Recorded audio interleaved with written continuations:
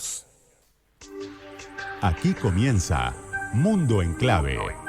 Una mirada diferente sobre el escenario internacional, con Hugo Gulman y Larry Levy. Todos los sábados a las 20 en Radio con Voz.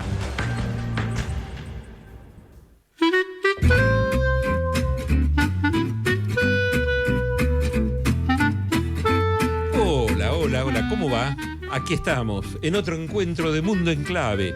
El gusto de estar, este es el cuarto programa que hacemos en Radio con Voz, después de años de andar por otros lados con esta mirada diferente acerca del escenario internacional que intentamos cada semana. Y no lo hago solo, lo hago con mi amigo Larry Levy. ¿Cómo le va, señor Hugo Gulman? Un placer estar aquí en este estudio y tratando de, como vos decís, ¿no? Brindar una mirada diferente de lo que pasa en el mundo. Lo cual se está poniendo difícil, ¿eh? Sí. No es tan fácil. Que aunque obviamente hay temas que son excluyentes, tratamos en este programa de corrernos de la agenda de la coyuntura y hablar de otras cosas, pero la coyuntura obviamente es insoslayable y de alguna manera siempre la abordamos, aunque sea con algunas informaciones. Y después sí vamos al tema central en el que vamos a profundizar. En realidad cada semana siempre tenemos una cantidad de noticias muy breves como para hacer un panorama, que en general suelen ser noticias que no están en la mayoría de los medios. Son internacionales, son otras, pero hoy a las que teníamos tuvimos que sumarle una durante la tarde que es muy reciente, muy reciente. Larry. Sí, es la tensión en el Báltico. Es importante porque tiene que ver con la crisis del petróleo en el mundo. Es probable que influya en el precio de la energía. Drones ucranianos golpearon terminales petroleras rusas en Leningrado. Hay incendios en el puerto de Ust-Luga y la exportación de crudo de Moscú quedó seriamente afectada.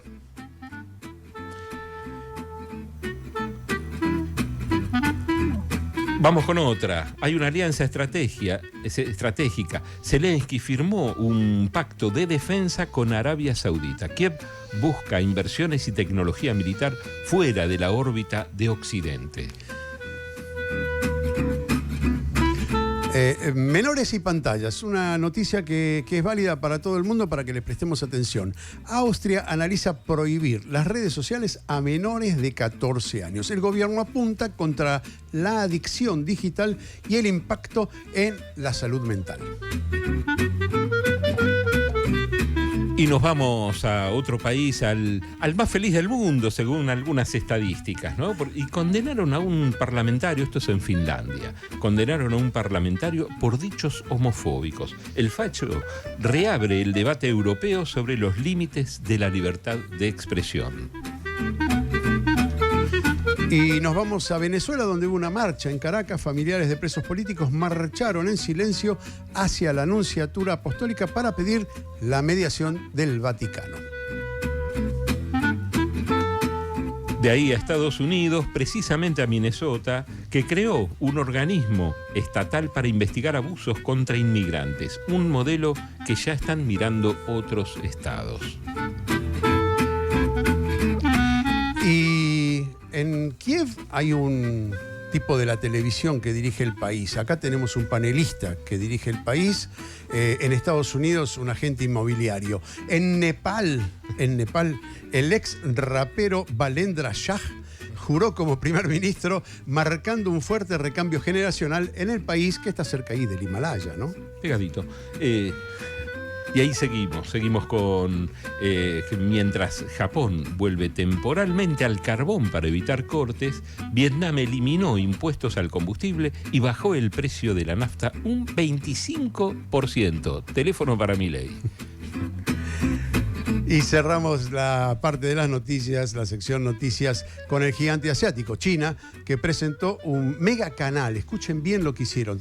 De 134 kilómetros para potenciar el transporte de carga y además anunció el envío de 60.000 toneladas a Cuba de arroz como donación millonaria.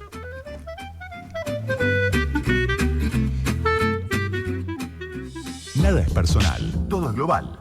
Así se lee El Mundo en Clave.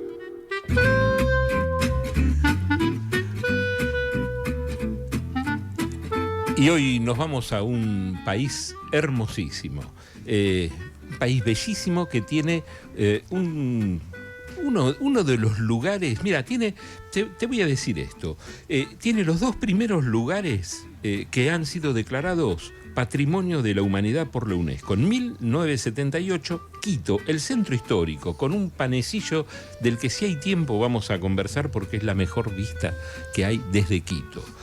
Y otro, bueno, esa hermosura que son las Islas Galápagos, ¿no? Que el nombre oficial no es Galápagos, en realidad se llama Archipiélago de Colón. El nombre Galápagos en realidad significa tortuga en español.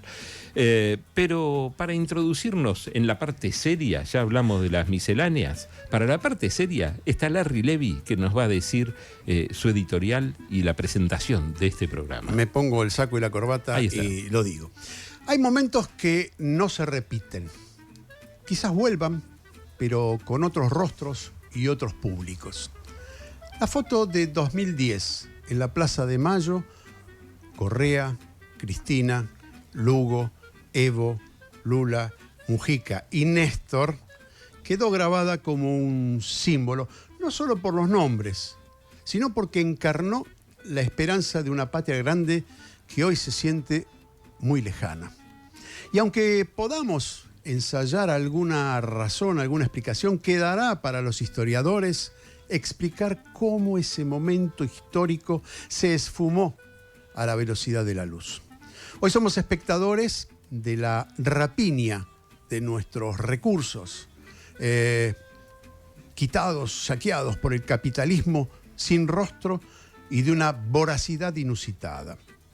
Aunque Brasil, México o Colombia enciendan luces en el horizonte, recomponer el tejido solidario regional parece todavía una quimera. El poder real logró doblegar las esperanzas de una América empobrecida que aún debe aprender a ponerse de pie para superar el sometimiento del norte. Hoy intentaremos una radiografía de un país donde el diablo metió la cola, Ecuador. Al inicio del este siglo, del siglo XXI, alguien creyó ganar estabilidad entregando la soberanía y puso al dólar en el bolsillo de la gente, como moneda de curso legal.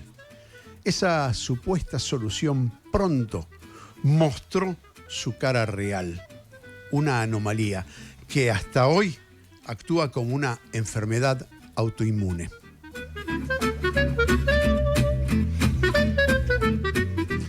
Bien, y ahora, ¿qué estamos escuchando? ¿Qué es esto, Larry? Usted dirá, usted es el especialista. A ver. Pero no me tenés que preguntar a mí, se lo llama... tenés que preguntar a Carlitos. Allá detrás de los cristales es el que te fiscaliza y te juzga y te califica, ¿no? De acuerdo a la música que elegís. El grupo, Carlitos, se llama Barrio 593. No es casual, 593 es el prefijo para comunicarse con Ecuador. Vengo de una escuela con sabor ecuatoriano, tatuado en el corazón que no hacemos cosas en mano, queda claro. Poner en alto siempre nuestro emblema y como Sansa Matanza el odio corre por nuestras venas. Brasildario del México 93 en la escena. Ahí estábamos, en ese país que es hermosísimo, que tiene tantos lugares para recorrer, tiene además unas artesanías descomunales, preciosas, ¿no? Muy, muy lindas. Nos vamos metiendo en la entrevista que tenemos prevista para hoy. En realidad, hacía tiempo que teníamos ganas de entrevistarlo, pero enterados de que iba a estar en Argentina presentando un libro, dijimos, vamos a esperarlo. Y ahora sí, está con nosotros Luis Vaca Alonso, que es economista, es abogado ecuatoriano, vino a la Argentina a presentar un libro, el segundo, donde profundiza en algunos temas. El primero se llama El otro sendero de la dolarización ecuatoriana, ¿no? Y este que vino a presentar ahora se llama Ecuador en llamas, no perdamos la fe.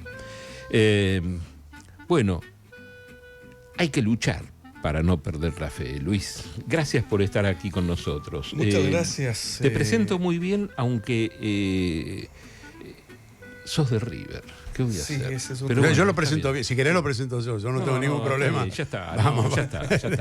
Ya no tenemos a Gallardo, pero bueno, estamos triunfando. Los Tenemos últimos la partidos historia. venimos bien, ¿eh? Pero se ve que lo llamó Scaloni. Mirá la pilcha que se Sí, trajo. sí, ¿no? sí, sí. Bueno, vino a la Argentina. Está haciendo buena letra para poder vender el libro. Luis, encantado de que estés aquí con nosotros. gracias. Y déjame que te pregunte una cosa, porque me parece que hay que disparar por algún lado la entrevista. Si tuvieses que contestar sí o no, y después vamos a explicar por qué. ¿Le vino bien la dolarización a Ecuador? No. Ah, bien, Bien. gracias. Ahora empezamos. Bueno, ¿cómo está la situación hoy política? Estábamos hablando fuera de cámara y fuera de aire, sobre las pujas, ¿no?, que hay, y nosotros te decíamos, ¿no?, que lo que vos estabas contando parecía la Argentina. Es decir, usar el instrumento de la justicia para, digamos, para apartar a un tipo como Correa, que aún está viviendo en el exilio. ¿Sigue pasando esto en el ámbito político? ¿Es una persecución política determinada hacia la corriente nacional y popular? Es sistemático. Es el mecanismo que utiliza el gobierno de Noboa para combatir a sus probables contendientes. Él maneja en este momento el sector electoral, ¿no?, el tribunal electoral, inclusive de una manera muy descarada, porque el hijo de la presidenta es cónsul en Nueva York, es decir, son cargos que él ha dado para contar con ese apoyo y poder cambiar, por ejemplo, las fechas de las elecciones. Se adelantó las elecciones seccionales para el mes de noviembre, 6 meses, y así aprovechar que el partido correísta, que la RC5 está en este momento sancionado 9 meses, está suspendido para que no puedan lanzar. Es una forma de candidatos. proscripción. Por supuesto, ¿no? es una proscripción, es una sanción desmedida, exagerada, inclusive que no respeta el debido proceso, porque esta es una suerte de una sentencia que se está ejecutoriando sin que todavía se haya ejecutado. Es más o menos, es una figura legal que algunos abogados me van a comprender. Es decir, que es como si se dictase una medida que es una sanción y luego podría salir absuelto el partido político, pero claro, ya la sanción y el daño está causado. A la vez, desde hace ya unos años, eran 2, 3 años, quizá un poco más, cada vez asistimos a más muertes en Ecuador, que aparentemente se relacionan en gran parte con la droga. Habrá ajustes de cuenta por otras razones, digamos, siempre se aprovechan estas ocasiones como oportunidad para otras cosas. Pero esto es un viaje de ida por el momento. ¿Frenó un poco? ¿Hay alguna justicia que lo pueda contener? Es imposible, porque realmente está tomado todo por el narcotráfico y por el narcolavado.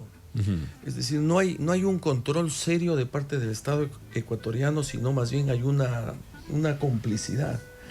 ¿Por qué? Porque la dolarización es un esquema muy rígido que necesita de los dólares para poderse mantener, y parecería que les importa muy poco de dónde vienen. La Embajada de los Estados Unidos denunció hace 3 años que en el Ecuador se lavaban 5.700 millones de dólares por año. ¿Sí? Es una cantidad muy significativa en un país que tiene un presupuesto de 30.000 millones de dólares.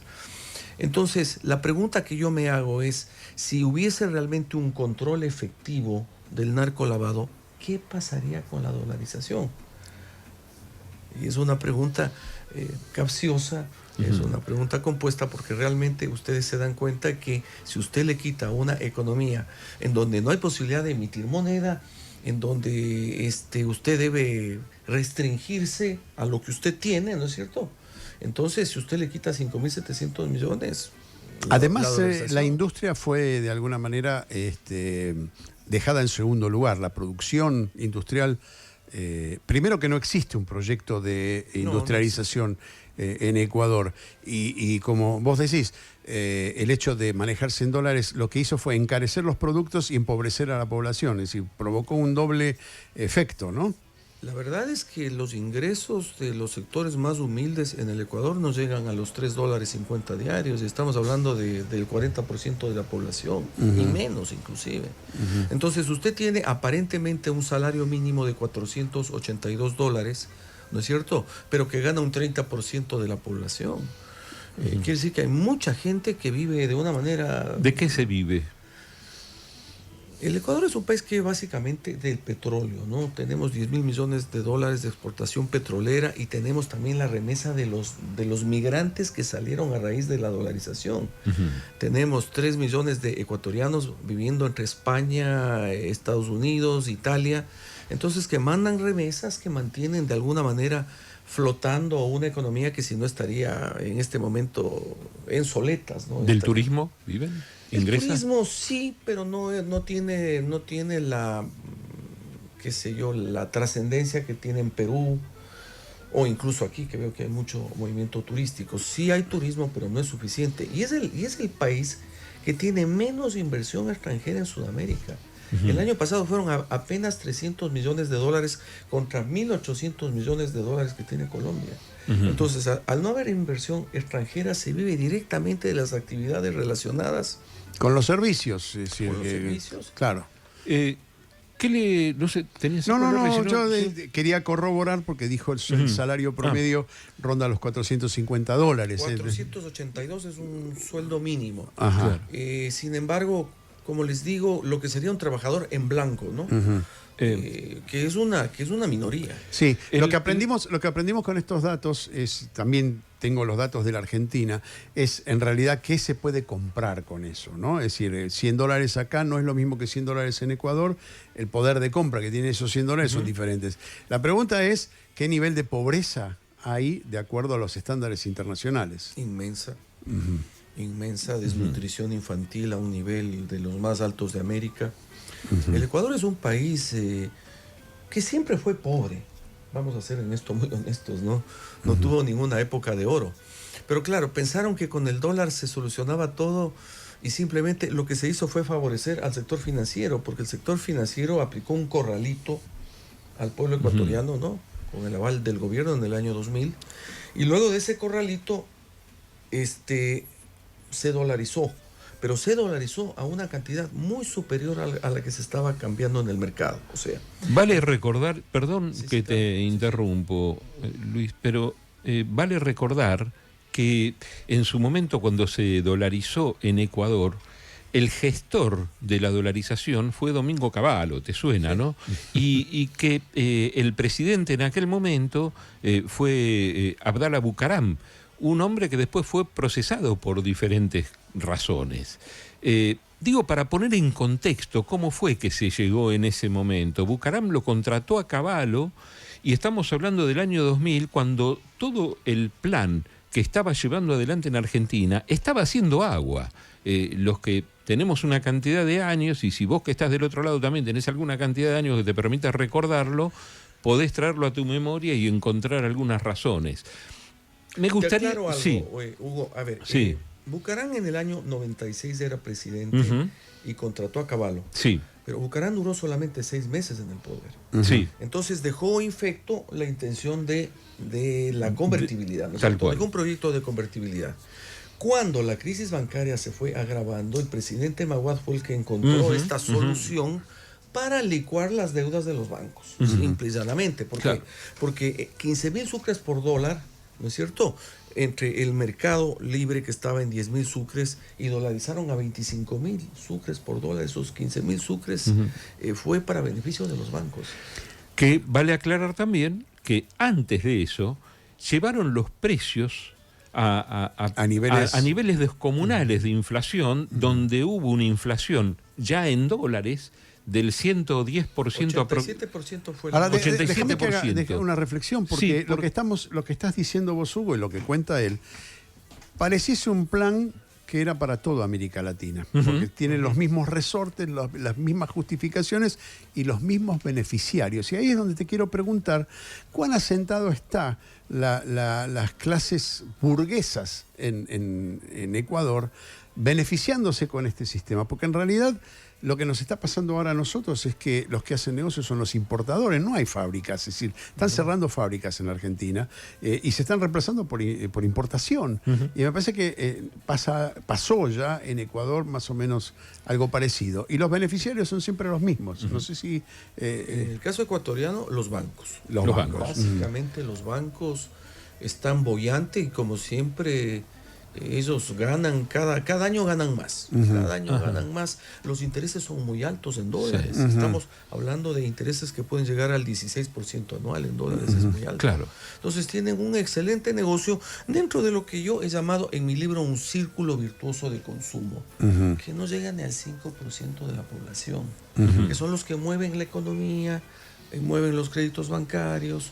Y hay un sector, una clase media que es el 13% apenas de la... Que ni siquiera responde a los postulados capitalistas. Esto hay que entenderlo, ¿no? Me gustaría preguntarte algo bien ya centrado en la actualidad de Ecuador, porque y tiene relación con tu libro, con el nuevo, porque se llama Ecuador en llama, no perdamos la fe. ¿Y qué herramientas hay para no perder la fe? ¿Por dónde puede surgir una luz? Bueno, yo encontré en el último plebiscito, referéndum o consulta popular, ¿no es cierto? Acércate un poquito más al micrófono. Una Ahí está. respuesta sorpresiva del pueblo que no está dispuesto a ceder, que no está dispuesto a sacrificar sus derechos sociales, ¿no es cierto? Entonces, eso a mí me dio... Una memoria histórica. Exacto. Una apelación a la memoria de decirle, histórica. luego de que Noboa ganó las elecciones hace un año, de una manera un tanto sospechosa, pero ganó. En todo caso, 6 meses después, el pueblo le dice no en la consulta y 2 o 3 preguntas eran hasta probablemente el sí era ciertamente lógico, como por ejemplo, les bajemos los sueldos a los asambleístas, a los diputados. Todo el mundo cree que los asambleístas no sirven para nada y sin embargo el pueblo le dijo no le baje los sueldos a los asambleístas. Entonces fue un fracaso rotundo de un modelo político que se sustenta en algo tan negativo como el anticorreísmo. Pero aún tiene una base importante. Vos me hablabas de una... anticorreísmo es el motor de muchísimos políticos ecuatorianos. ¿Cuántos paralelos? No, sí, demasiados paralelos. Es increíble, porque realmente lejos de construir, lo que han hecho es destruir.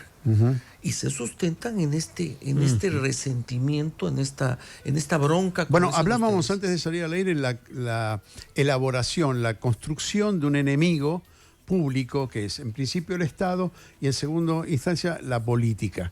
Y esto es lo que sostiene como un denominador a todos estos regímenes, estos gobiernos que van en contra del campo nacional y popular.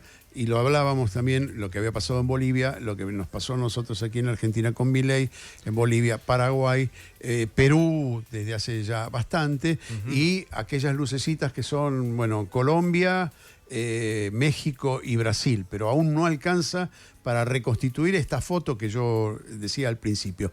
Digo, la construcción es la misma, el discurso es el mismo, contra el Estado, contra la política, en beneficio de los bancos, es decir, hay una unidad de criterio. Vos dijiste que el hijo de la titular del Tribunal Electoral está en Estados Unidos. Bueno, alguien tiene que recibir las órdenes, ¿no? Claro, es decir, y tener un representante allá es muy bueno. Cambiaron la fecha con un justificativo pueril para adelantar las elecciones y tamizar los candidatos que ellos creen que deben ser candidatos. Cerremos el círculo con 2 cosas que tienen que ver con esto, pienso yo, que también tienen que no es casual: la justicia y la prensa.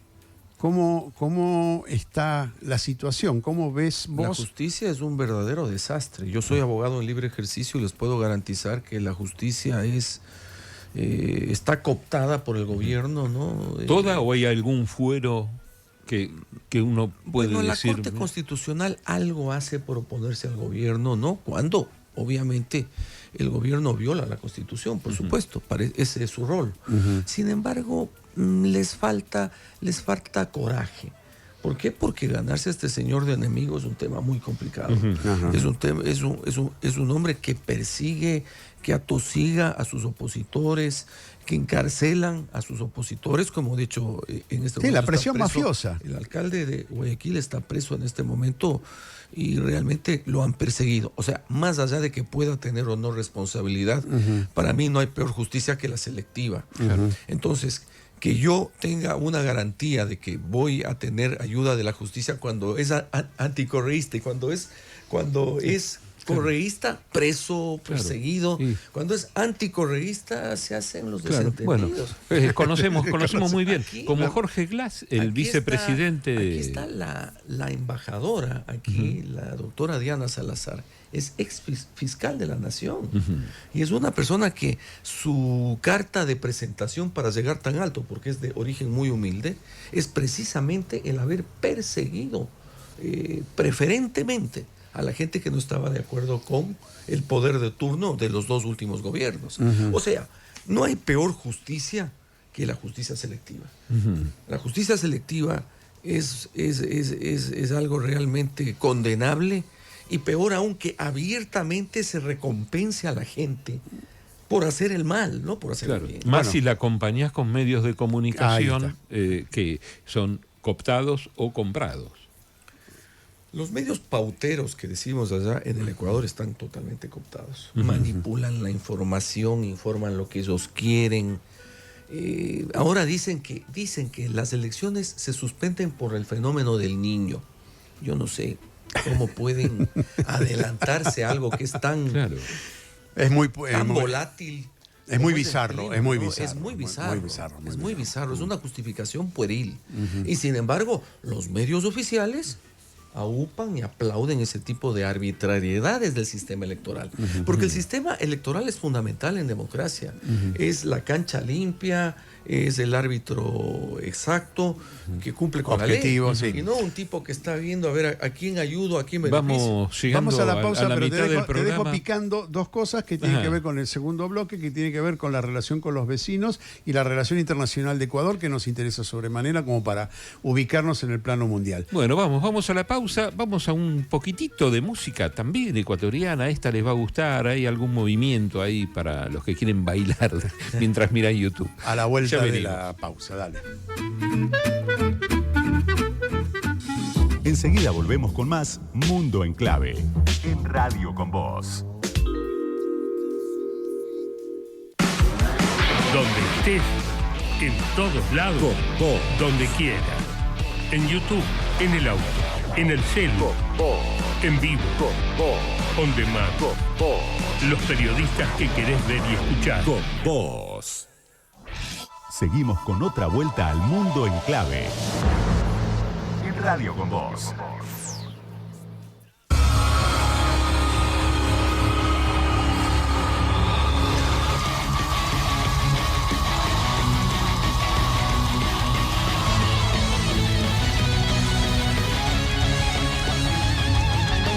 No soporto tanta traición, prostituyen la nación, se llenan la boca de inocencia.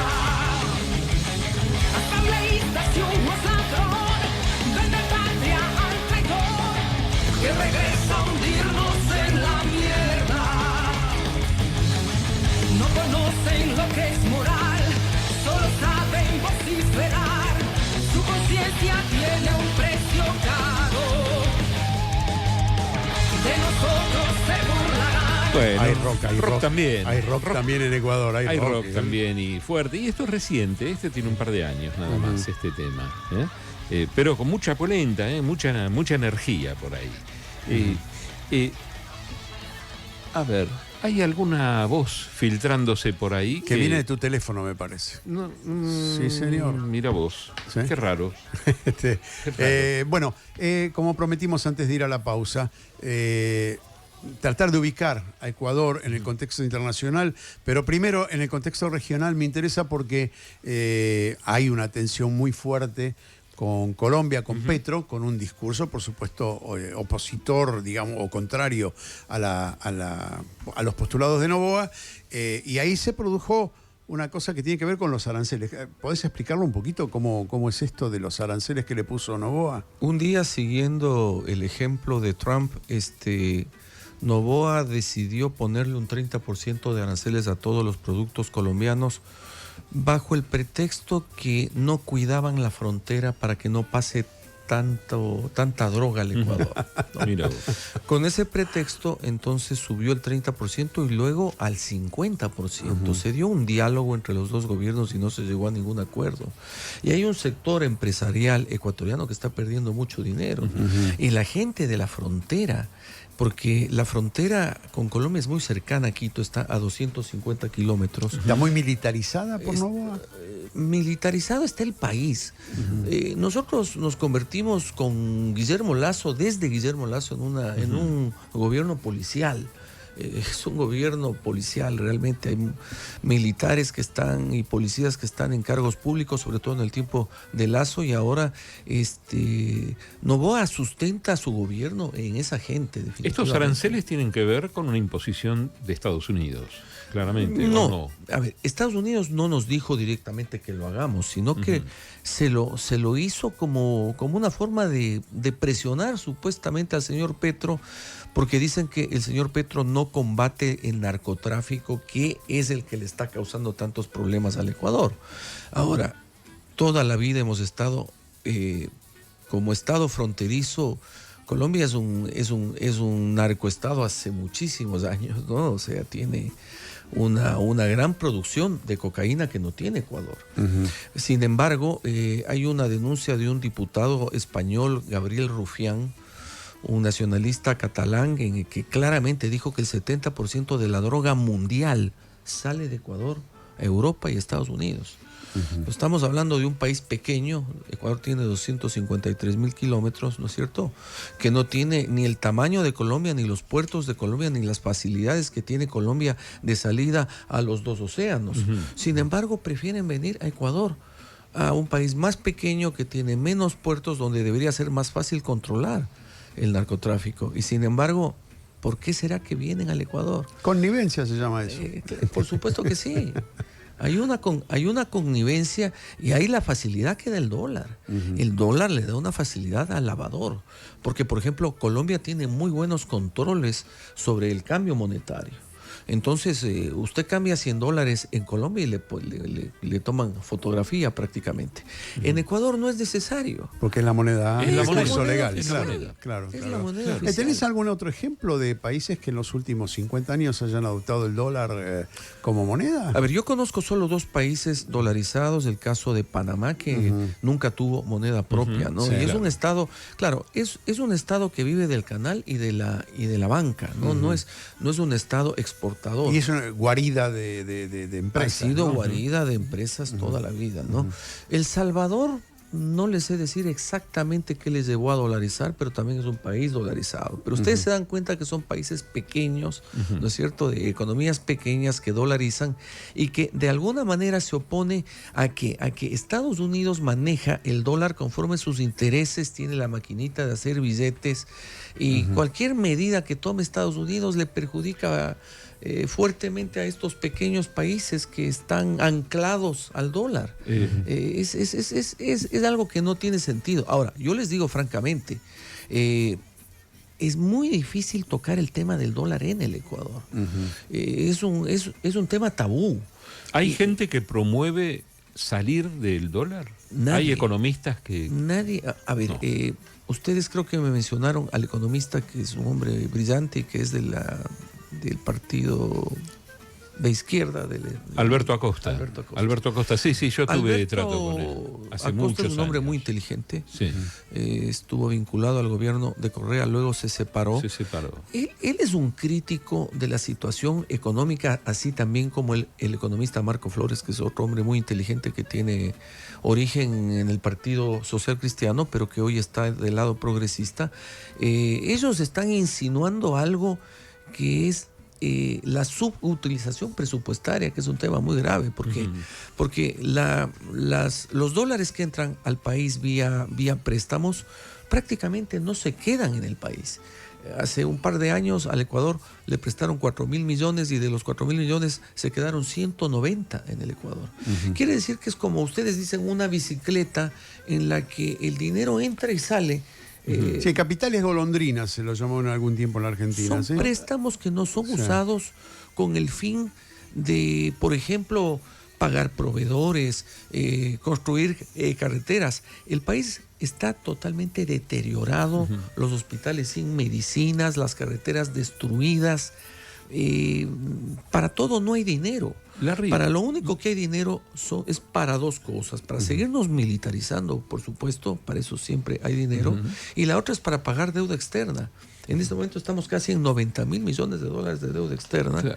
Para que tengan una idea, cuando Correa en el año 2017 dejó una deuda externa de 47.000 millones, me prácticamente gustaría- se ha Sí. duplicado la deuda Me externa. gustaría que des algunos datos, porque después lo que me gustaría a mí es cruzar el Atlántico y hablar de algunos otros países y el vínculo con Ecuador. En realidad voy a constatar con él, que es economista, ¿no? Yo tengo aquí registrado que deben el 56% del Producto Bruto. Con un Producto Bruto más o menos de 115.000 millones de dólares, más o menos es eso, ¿no? Es decir, que tienen comprometido el 50%. Pero si no tenés industria, es muy difícil poder tener una ganancia que te permita destinar al pago de la deuda, lo cual esto perpetúa la deuda externa por los siglos, ¿no? Y se va incrementando. Y se va incrementando. Y hablaste de deterioro. En educación, tengo que invierte en el 5% del presupuesto nacional, del Producto Bruto, ¿no? ¿Es así o La verdad es es que menos? los presupuestos no se cumplen. Ay. Por ejemplo, la Asamblea asigna, por decir algo, qué sé yo, $100.000 Sí. para educación y se gasta 20.000. Ajá. Se asigna, qué sé yo, para los hospitales, la salud pública, 200.000 y se gasta 50.000. Entonces, todos estos préstamos, porque son préstamos de liquidez que hacen las instituciones al propio Estado para que el Estado siga pagando deuda externa. Claro, la Entonces, subejecución de los es presupuestos una en cada una de las subejecución. áreas. En todas las áreas hay subejecución Uno de los presupuestaria. estilos también de la derecha, Sí, lo sí, vemos sí. acá Una cotidianamente. forma de desfinanciar el Estado, ¿no? Es decir, la salud pública, la educación pública. Sí, Todo está desactivar deteriorado. programas. Cuando hasta hace unos 10 años teníamos una red de carreteras, de rutas espectacular. Ajá. Hoy ya no quedan casi buenas rutas. Hugo, antes de ir a la cuestión Sí, más lejana, sí. de poderes más lejanos, me gustaría preguntarte cuál es la relación con Brasil. Brasil, que tuvo este cambio de Bolsonaro de Lula, Bolsonaro, Lula, ¿cómo se relacionan en Ecuador con el gobierno de Brasil? A ver, yo les voy a dar un dato que es insólito, ¿no es cierto? Cuando Noboa subió al poder, porque subió luego de lo que fue una muerte cruzada, que fue la disolución del Congreso de la Asamblea por parte de Guillermo Lasso, estuvo presente un solo presidente en la asunción de mando, Gustavo Petro, y encima llegó tarde, llegó 10 minutos tarde. Un presidente. Pregúntele si Estados Unidos envió siquiera al canciller Blinken, que era en ese tiempo, no lo mandó. En las últimas elecciones que ganó Noboa hace un año, hubo dos presidentes. Otra vez Gustavo Petro y Dina Boluarte, que ya se fue. Entonces, hay en este momento una alianza de los llamados amigos de Donald Trump, que recientemente estuvieron en Miami. Es un club muy, muy selecto, entre los cuales está obviamente Milei, Noboa, el peruano de turno, el boliviano actual, que parecía un hombre más inteligente de lo que yo... Y ahora se va a sumar el Sí. chileno Y seguramente. el Sí, chileno, por seguramente supuesto, se va a sumar el chileno y pasan a ser parte de un club en el que a mí lo que me gustaría analizar es si realmente es beneficioso para los países, porque mal paga el diablo a sus devotos, se dice en mi país, ¿no? Entonces, lo que se logra con Trump, siendo servil a sus intereses, no es mucho para nuestros países. Para los pueblos por lo menos no. Para Quizá los para pueblos, ellos no. en lo personal. Bueno, pero son las para los burguesías pueblos no. nacionales que son las que se enriquecen y es parte del plan. Querías Sí, ir a- quería ir a Europa un poquito, ¿no? Porque me gustaría, obviamente hay por supuesto, en todo este contexto que venimos hablando, hay una sumisión clarísima a Estados Unidos. ¿Y cómo se está relacionando actualmente con Europa el gobierno de Noboa? Bueno, desde el último gobierno con Europa nos obligó a nosotros a bajar los aranceles. Porque siempre estamos pidiendo que nos bajen los aranceles, que nos den un trato preferencial, porque somos un país pobre. Tenemos ese discurso de toda la vida.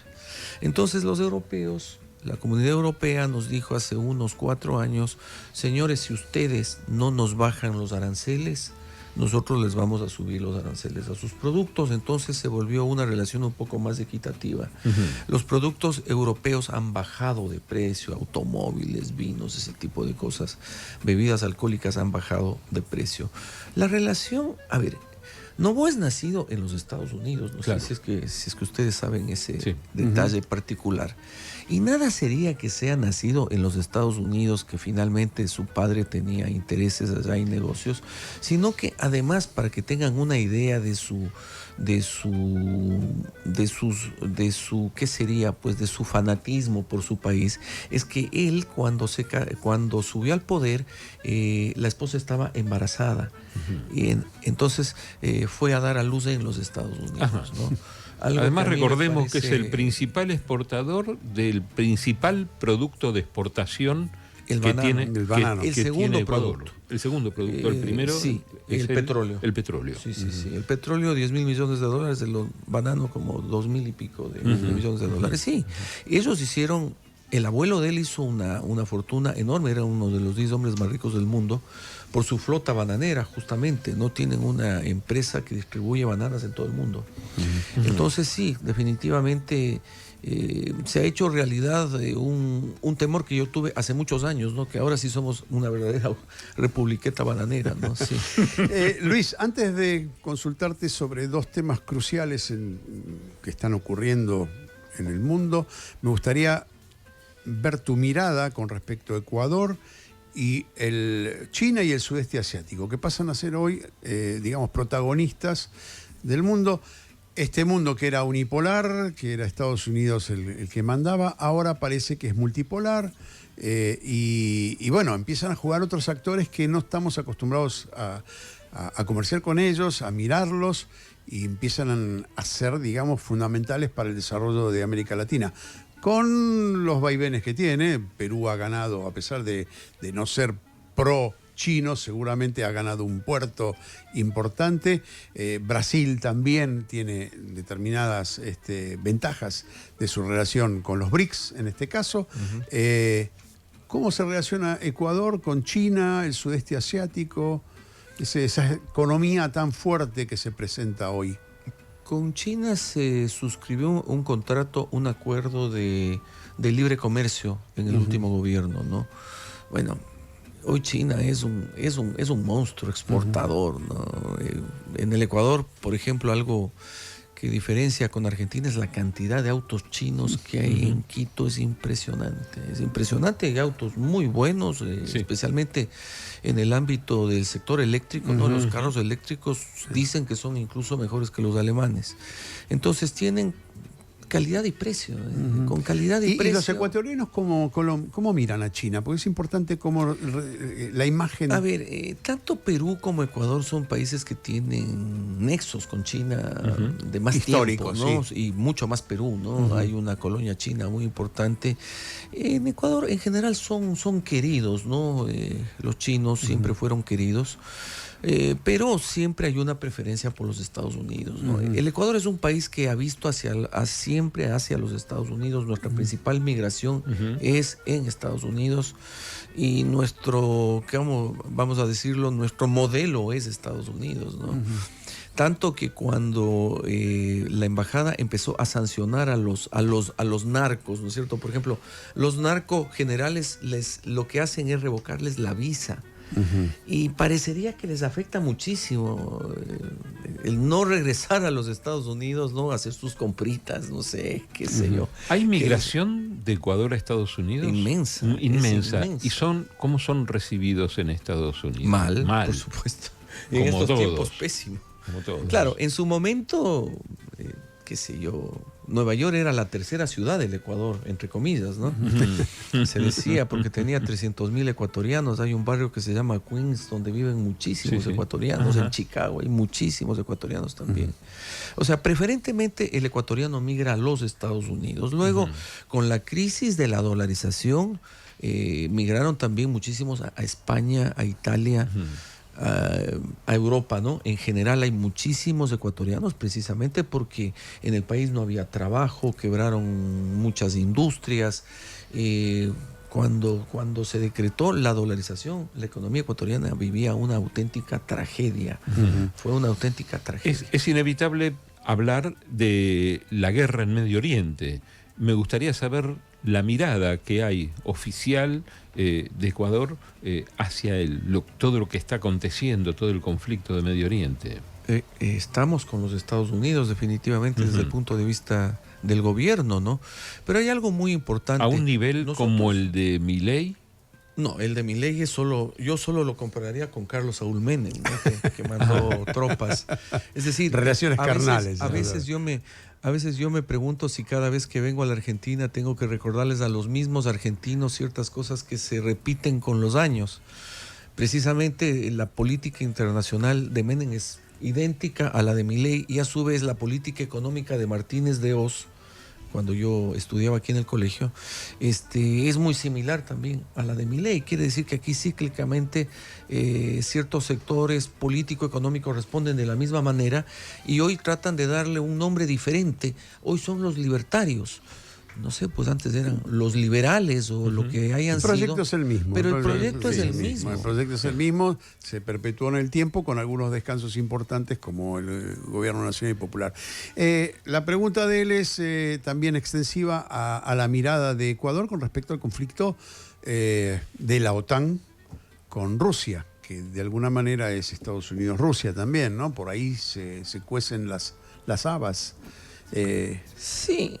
A ver, en este momento pasó a segundo plano ese conflicto con el tema de Irán, ¿no?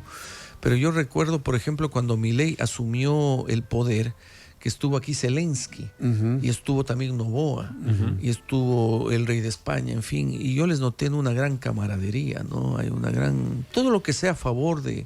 A ver, Noboa es un ciudadano estadounidense, seamos honestos, que está gobernando un país. Es un estadounidense que está gobernando el Ecuador. Y eso a muchos ecuatorianos sí les gusta, pero a otros no nos gusta, porque cuando él, insisto, yo sé que es un detalle que tal vez no parezca que tiene mucha trascendencia, sin embargo, cuando yo digo soy presidente del Ecuador, yo debería ser el principal patriota y el principal fanático de mi país. Entonces, si yo quiero ser presidente el día de mañana del Ecuador, lo que menos yo voy a querer es que mi hijo nazca en otro país. Claro. Luis, yo sé que vos no querés ser presidente, pero sí tenés aspiraciones políticas. Sí. Pero las vamos a escuchar después de escuchar el tema que eligió mi amigo Gulman, porque es el especialista en buscar en cada país la música adecuada. Vamos a ir con... Porque es lindo, digamos, por ahí escuchar la música, como dice Larry, la música urbana, la queja urbana a través del rap. Es lindo escuchar las otras cosas actuales, como el rock que escuchamos hace un ratito, pero también a mí particularmente me gusta mucho el folclore de cada lugar. Y hoy vamos con una música folclórica ecuatoriana.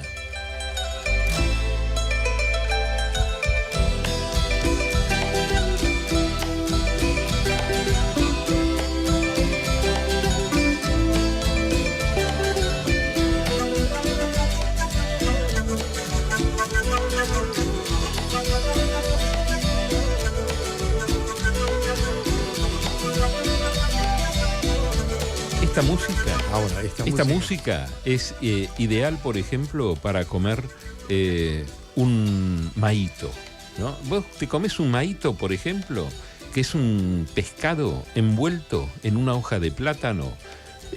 Podríamos buscar a alguien de la competencia de Noboa, que los plátanos no sean los de Noboa, que sea otro. Buscamos una hoja de plátano y se echa así al fuego, envuelta, se echa directamente al fuego y se sirve con ingredientes como la yuca, con arroz, con diferentes cosas, ¿no? Esto con esta música.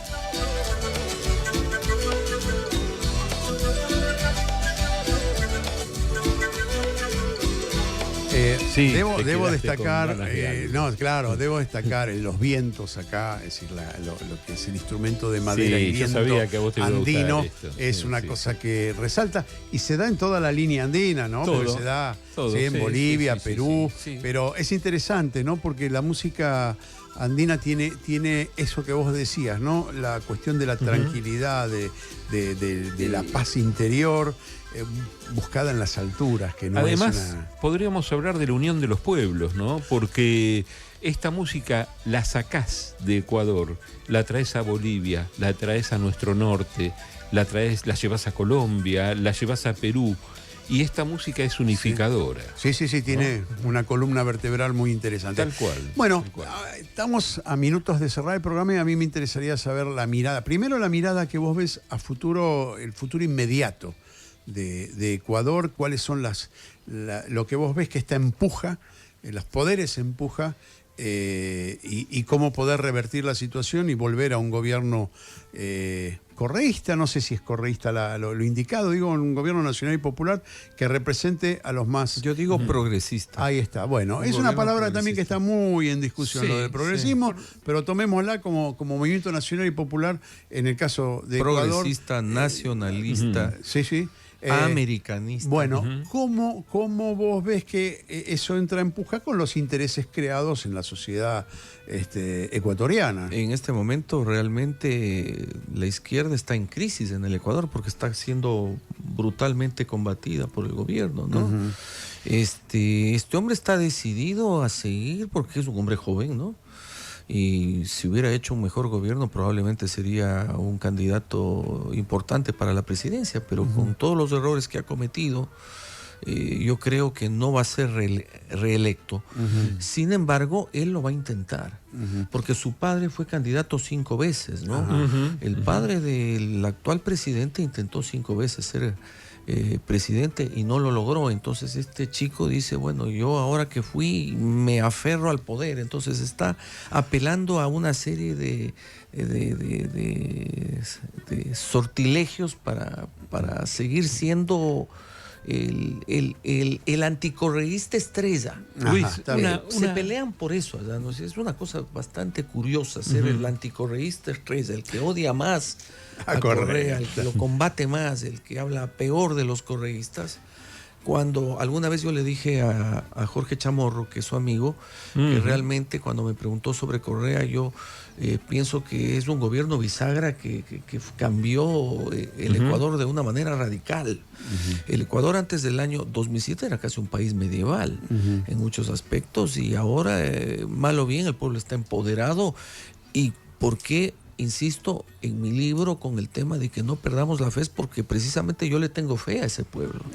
Yo le tengo fe a los migrantes, yo le tengo fe a ese pueblo que tú decías muy bien, Hugo, que tiene una gran habilidad en las manos, son grandes artesanos, es un pueblo muy trabajador, es un pueblo muy honesto, y simplemente por los errores de política macroeconómica es que hoy estamos sometidos a semejante flagelo que es el Luis, delito. no me gustaría terminar el programa sin hablar algo, porque no nos queda mucho tiempo y siempre nos pasa lo mismo. Al último momento estamos ahí con todo el apuro, pero uno de los objetivos que tenemos como programa también es hablar del vínculo del país que estamos tratando con nuestro país. ¿Cómo está hoy? Porque uno piensa, bueno, si Noboa y Milei, ambos de derecha, ambos lambebotas, como decía Chávez, de los Estados Unidos, no, decía Castro, Fidel. Fidel. ¿Le sirvió esa sintonía política? ¿Les sirve para beneficiar a ambos países? ¿Hay mayores negocios? ¿Cómo lo ves? No lo veo así. Realmente todo viene desde Estados Unidos. Yo diría que es Estados Unidos que, a través de este señor Marco Rubio, que me parece un Rasputín en la política de los Estados Unidos, que él está metido absolutamente en todo lo que tiene que ver con política latinoamericana, y él es el que decide lo que se hace y no se hace en estos países.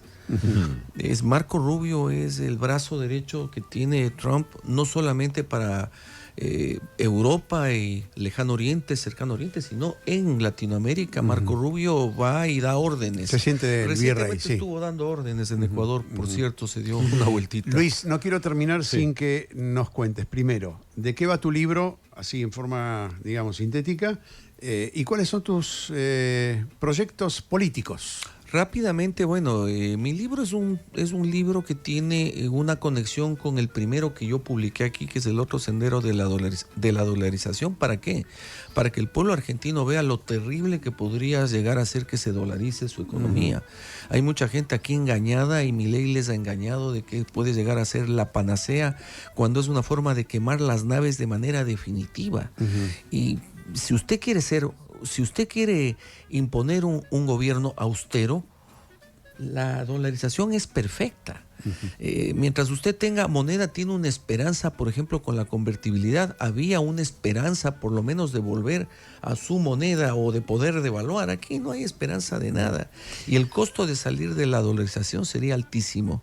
Y en un minuto, Rápidamente. ¿qué vas a hacer con tu vida política? Quiero ser alcalde de Quito y espero próximamente poder encontrar el partido que me auspicie.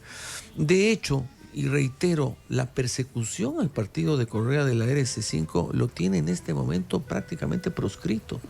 Así que todos los que tenemos desde el lado progresista alguna pretensión política, debemos buscar a alguien que nos acoja, que nos proteja y nos dé el apoyo que legalmente se requiere para ser candidato. Luis Vaca Alonso, muchísimas gracias por acompañarnos. La próxima entrevista la hacemos al alcalde.